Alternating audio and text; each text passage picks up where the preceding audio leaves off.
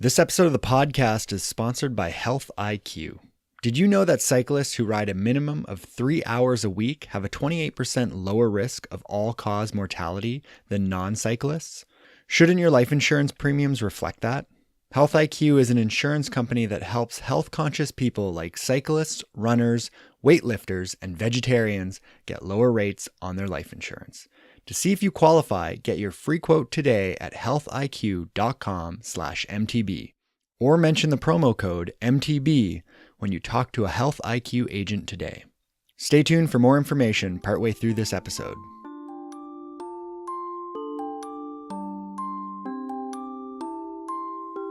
You're listening to Frontlines, a podcast for the people that truly make mountain biking happen.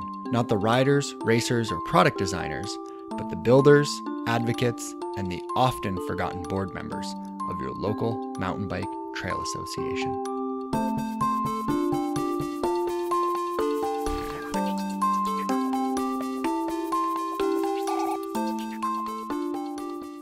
This episode of the podcast is recorded on the traditional territory of the Tsleil-Waututh, Musqueam, and Squamish peoples. Whether you live, work, ride, or maintain trails in North America, then you're probably on traditional territory, and it's important to recognize that history. We often refer to ourselves as stewards of the land, but part of that stewardship should be recognizing the people who either occupy or previously occupied that space. And in the case of the latter, the term previously occupied is really a much softer way of saying forcibly removed. Even the term North America is a colonized term for what the Indigenous people of the northeastern woodlands, most notably the Iroquois, refer to as Turtle Island. As a quick exercise in our Indigenous history, I took a list of Indigenous languages in North America and cross-referenced it with my list of mountain bike trail associations. There are 23 trail associations that have the name of an Indigenous language in their organization's title. That's without taking spelling variations into account, of which there are many. That's also not taking into account band or tribe names or other Indigenous words. This episode, we explore the value of names, the value of relationships, and how we as an occupier of traditional territory can begin the process of reconciliation. It's okay if being labeled an occupier makes you feel uncomfortable or even defensive. What's important is what we do next. I'm your host, Brent Hillier, and this is episode 42 of Frontlines.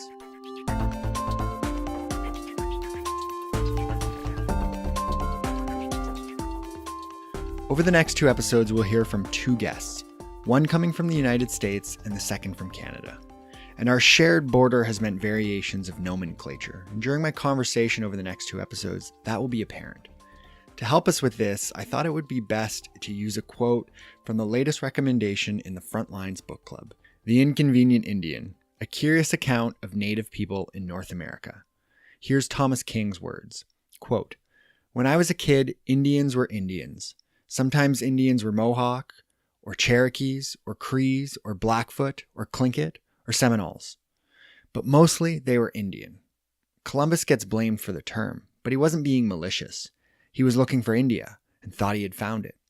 He was mistaken, of course, and as time went on, various folks and institutions tried to make the matter right. Indians became Amerindians and Aboriginals and Indigenous people and American Indians. Lately, Indians have become First Nations in Canada and Native Americans in the United States. But the fact of the matter is that there has never been a good collective noun because there has never been a collective to begin with." End quote. As a reminder, you can purchase the latest recommendation in the book club by visiting the book club page at frontlinesmtb.com. Along with Amazon, you can support the show via their Associates program, where a portion of your purchase will go directly to the podcast. Now on with the show. For this episode, my guest is Len Necefer. He's a Navajo mountaineer and CEO of NativesOutdoors. Hi, Len. Thanks for joining me. Yeah, happy to be here. So some of my listeners might be familiar with your effort at restoring traditional names to wild places, often used currently for recreation. And before we dive into that and dive into the kind of the what and the how of how you're doing that, I'd like to know from you, why are traditional names so important? I think one of the reason why they're so important is that it's just a very subtle tweak to I guess, undo the erasure of Native people that's occurred in a lot of lands, both here in the U.S. and Canada. And, the one way that that's happened the quickest is through basically placing names of, in some cases, genocidal generals or different folks that have done pretty horrible things to Native people. And so that's, in a way, it's one to educate, but it's also a very soft way to engage some of this history as well. You're using the geotagging ability of social media like Instagram and Facebook to do this. How did this all get started? It's funny that you asked that. I was actually in British Columbia. I was hanging out in Fernie last summer, and I remember driving around Banff and that area, and I remember seeing a number of the provincial parks having the indigenous names of these places on the signage, and I just thought I was like, wow, that's amazing, and why isn't this happening everywhere? And I came back to my home in Colorado, and I started looking into some of the history of the Front Range. Just for context, my people are from the Four Corners region of the United States. So this is New Mexico, Arizona, Utah, Colorado, and I'm from the Navajo Nation. So my ancestral homelands are not in the Front Range of Colorado where Denver is. And so part of my learning was having to learn about the indigenous history of another Native people in the area. And that's the Cheyenne, Arapaho, and Ute, and a number of others as well. But in the mountains specifically, that's where I was looking. And so I basically came home and started doing some literature searches on Google Scholar, and I started looking at other sorts of resources. But I was just curious, and the more I looked, the more it was pretty difficult to find resources that had these names, because the Front Range of Colorado, the indigenous people had been removed from the area for over 100 years. And so it was just, it was very sparse. But, one of the things that came out of it was a really cool anthropological study that was done in the early 1900s that was republished by a professor at CU Boulder that documented the names of about 300 place names from Arapaho elders in Rocky Mountain National Park. Thought, wow, wouldn't it be cool if instead of, pulling up the name for like Long's Peak when you're on top of the mountain or, whatever it may be, you could get the option of pulling up the Arapaho name as well. And so I just started fiddling around with how to create these geotags, and I made one for Long's Peak, and I've actually climbed the mountain before, but one of my friends was going up the next day, and I said, hey, can you have the indigenous name of this mountain on a piece of cardboard if you go to the top and take a picture and then check in there? And so she did. It was just one of those things that I just I didn't think much of it. I just thought, oh well, this is a cool project. It's going to be a lot of work too. So since that point, I've basically filled out that list of names from that study back in the 1900s. I've geotagged those locations throughout the park, and then I've kind of been looking elsewhere and just doing what I can where I can and making sense, doing it where it's appropriate. And I think that's the one thing that, I'm quite aware of, is that for, some Native people, these names are sacred, and in some instances, it's not respectful to actually tag these on social media. And so part of the work is also just consulting with community leaders and people in the community that know about these concerns and, can advise accordingly. So Natives Outdoors has been called a social media effort, a brand, a clothing company. But in your words, what's the best way to describe what Natives Outdoors is? Yeah, so we're serving a lot of different roles right now. But I mean, our sort of bread and butter is that we're a company, and we use our product as a form of advocacy. And the idea of what we're doing is basically to create a footprint for Indigenous people in the outdoor industry. And so with our company, we design and sell products, mainly soft goods, and we try to use Native companies, Native artists, as much as we can through the supply chain. Native artists, for example, design some of our artwork, and And really the idea there is just to create the opportunity for folks to, if this is the sort of career path that they want to take, that this is an entry point that we can provide. And then the products and how it does advocacy is that, one, there's a story to tell about that, but then we also we try to donate as much of the profits as we can. We're at least committed to 5%, but this past year we've been doing closer to 10 or 15, and we donate that money to Native nonprofits that work in the space of outdoor recreation, conservation, and language and cultural revitalization. The idea is that we're providing a new source of funding for these organizations to support their missions, and then also just try to broaden the sort of ability of these different organizations to find unique sources of funding. And so, yeah, we're in essence, we're trying to create a virtuous cycle. And so that's kind of our product side. And then on the advocacy side, one part of my work is I used to work for the U.S. Department of Energy, and I worked directly with tribes, and I also worked a lot on policy issues facing tribes and energy issues. And I left that job in December, largely because of the election.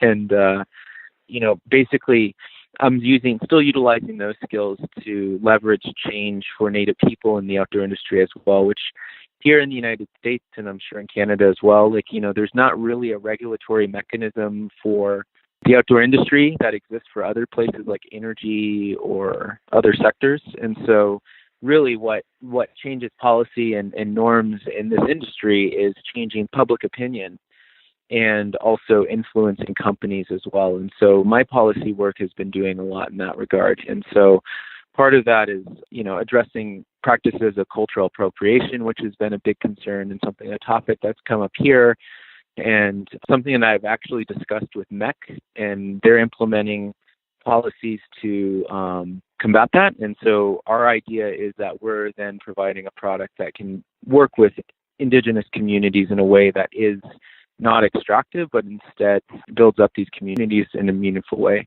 And then the other is that we've been working a lot here in the United States on the issues of public lands, Bears Ears in particular, which was a national monument that was proposed by 5 tribes, and that got rescinded largely because of extractive industries lobbying the current administration. And so our work is to begin to unify and align the voices of the Native people and the outdoor industry in that regard. So anyways, that's kind of like the big picture of what we do.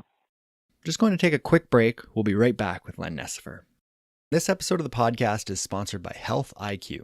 Health IQ saves its customers up to 33% because physically active people have a 56% lower risk of heart disease, 20% lower risk of cancer, and a 58% lower risk of diabetes compared to people who are inactive. If approved, Health IQ will use information like race and event registrations and your ride log information from websites like Strava, Trailforks, or Map My Ride to secure you with a better rate on life insurance. Just like a clean driving record will get you lower car insurance, Health IQ helps those living an active, healthy lifestyle pay less for life insurance. And Health IQ doesn't just generate leads and forward you to an insurer. They walk you through the entire journey, from answering any initial questions to starting an application, going through underwriting, all the way to when your policy is signed and official. Learn more and get a free quote at Health IQ MTB, or mention the promo code MTB when you talk to a Health IQ agent today. You've mentioned it already, but cultural appropriation is something that I think many have heard of, and I hesitate to say familiar with because it really depends on a person's perspective, especially whether or not your own culture is being taken or whether you're taking or being taken from. But does the mountain bike industry using a word like tribe justify a conversation about cultural appropriation? Is this word simply a creative, marketable word for a community? Or, and I'm obviously speaking as a white man here, is this word simply just not mine to use? I think one of the things about the use of, for example, tribe, I'll talk about that first, because that's kind of pervasive through the industry, is that I really just see it as being a reflection of how much folks don't know about Native people. and that the legal and political implications of that particular term, there's quite a lot. It's quite a loaded term. And, for a lot of Native people up until quite recently, even now, there's been so much of a struggle to have political and legal autonomy and recognition, and tribe has been the word in which we've used to leverage that. And there's a lot of weight and meaning.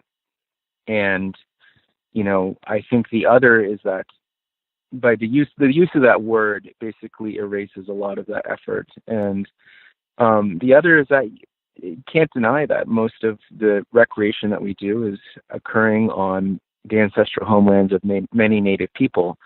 And the creation of the lands that we have, the public land systems, and why we can recreate it has been predicated on the removal and erasure of Native people from those areas. And so it's just, I just think it's unfortunate, but I also just see it reflective of that most people just aren't aware of that or don't think about that history when they use that word or when they're recreating. So more than anything, I think now if people are listening and hear this, and now and it's basically the ball's out of my court in a way, and that, it's now up to people's actions from here on out, now that they know that that's the implications.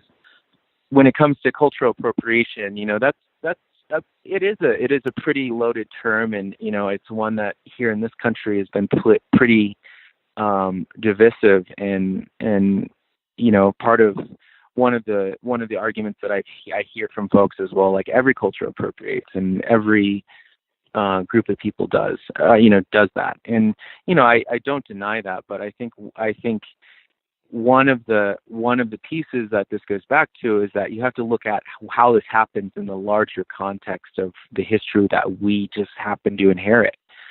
Native people have had lands forcibly taken.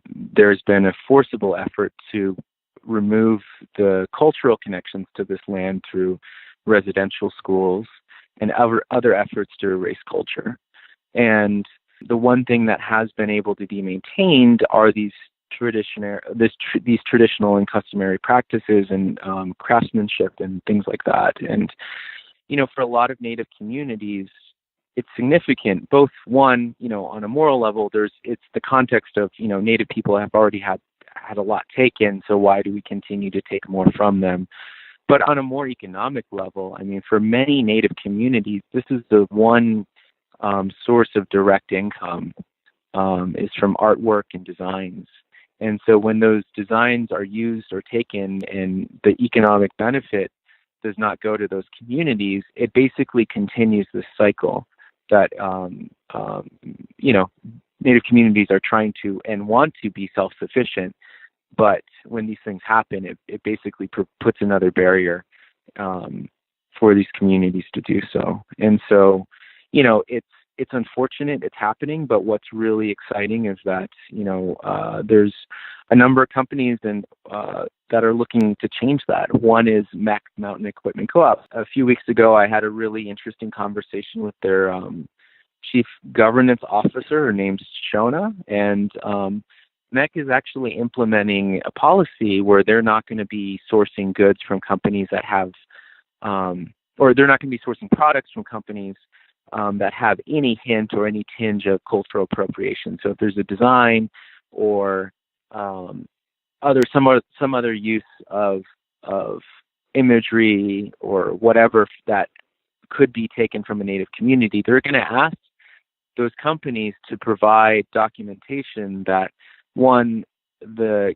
community in question retains copyright, and then two, that the community in question also is the largest beneficiary of this product, and that three, that someone from that community designed this product. So and if they can't meet that standard, MEC is actually not going to be purchasing those products. And for me, the way that plays out is that my mom is a rug weaver, a Navajo rug weaver, and Navajo rug designs, you can easily Google what those look like, are starting to become very popular in the outdoor industry. And I've seen companies like Smart Wool use them on socks. I've seen other companies like Static Climbing Bags use those designs on chalk bags. There's no recognition of where those designs are coming from. And, that's problematic because, we've already been erased from the land in a big way. But if we're erased from our traditional and cultural designs, that's like the next step that can be very damaging.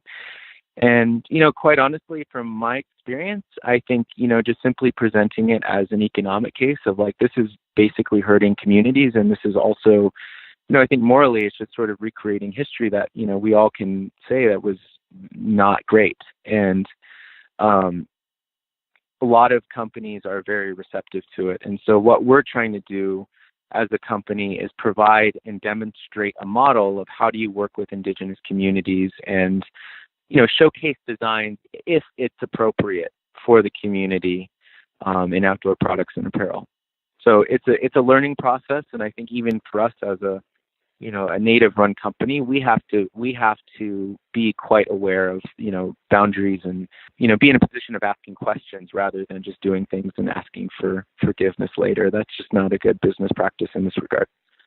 I think what's really exciting is, I've talked about the removal of Indigenous people from the land, but, one of the ways that that's kind of affecting us now is that so much of our cultural traditions and the identity of who we are as a people are tied to places and landscapes. And because of the history that we've inherited, a lot of younger kids, younger folks don't have that same connection to the land as their grandparents or their great-grandparents did.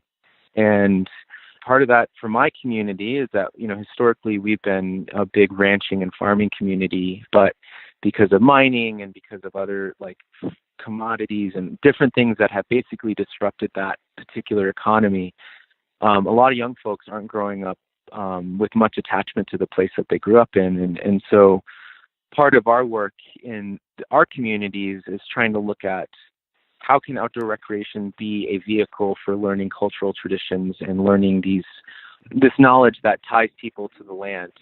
I think it's a good vehicle for that, and it's one that's fun, it's engaging, but also I think the challenge that we've been facing is like, how do we then take this next step and like start looking at, how can this be a vehicle for education? And there's a number of organizations out there that are doing some really cool stuff. I'm a mountain biker as well, and that's kind of where I started. And, on the Navajo Nation, you can make tons of single track out there. That's what I did when I was a kid, just to kill time and stay out of trouble. But one of the organizations that I got involved with later in grad school was called Navajo Yes, but they teach kids how to ride and fix bikes, and then they do a pretty big multi-day bike trip across the Navajo Nation at the end of the summer after they've basically done a bunch of skill building. But I've been participating with them in a mountain bike race near my home community.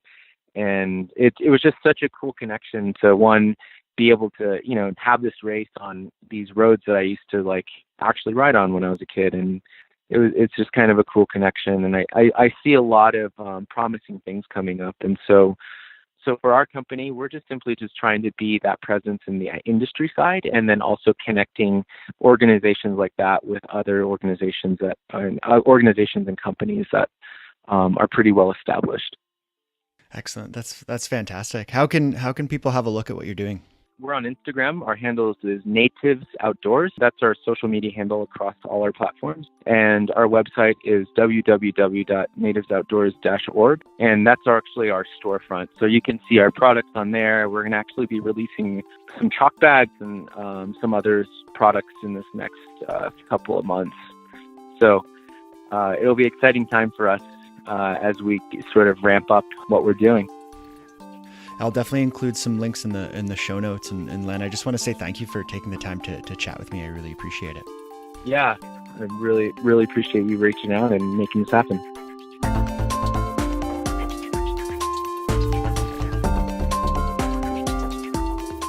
Len mentioned a youth program called Navajo Yes, and it's a great segue into next episode's guest, Patrick Lucas.